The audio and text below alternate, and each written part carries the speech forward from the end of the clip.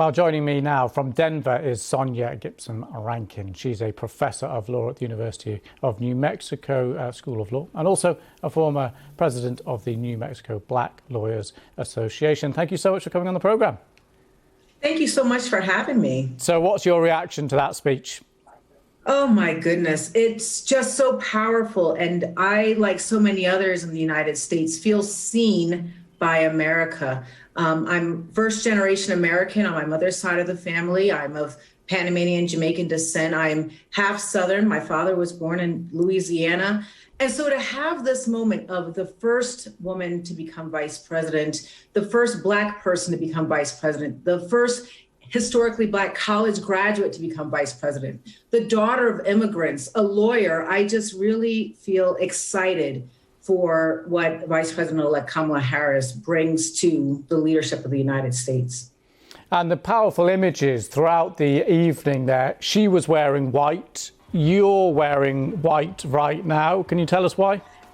I am. I just was so moved at the purposeful recognition that Vice President-elect Harris did of wearing white. So in the United States in the early 1900s, women would wear white to represent the suffragist movement, this right to vote. And this year marks the 100th anniversary of women getting the right to vote from the 19th Amendment to the United States Constitution. So when she wore white, it brought to mind Black suffragists like Ida Barnett Wells and Mary Church Terrell, to activists like Fannie Lou Hamer and Barbara Jordan and Representative Shirley Chisholm. She used this moment to acknowledge so many who had come before and to pay tribute to women of every cultural background and the generations of women voters to come. Well, on those generations of women voters to come, what action would you like to see over the next 4 years? What practical difference can she make? So this is where I think her journey will matter in the work of governing.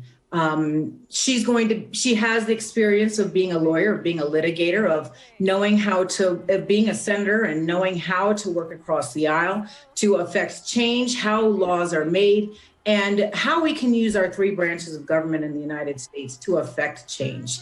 I believe her journey as the daughter of immigrants is going to really bring voice and representation to so many that have been unseen. And, being the first person of South Asian descent to be in the vice presidency, she's really going to show the multiculturalism that is often absent in Washington power spaces. And her Black identity lets her be able to really connect in with issues related to systemic racism and police brutality.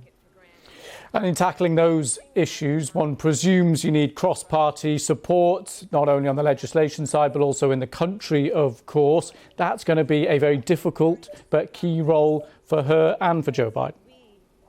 I think that's absolutely right. Now that we're done with campaigning, we move to the role of governing. And this is going to be, of course, where their skills and their work of having been in the United States Senate will be so very important, as they know that they are not attempting to work in a vacuum, but understanding that this is going to need to bring the entire country along. OK, thank you so much for coming on, Sonia. We really appreciate it. Sonia Gipson-Rankin, thank you.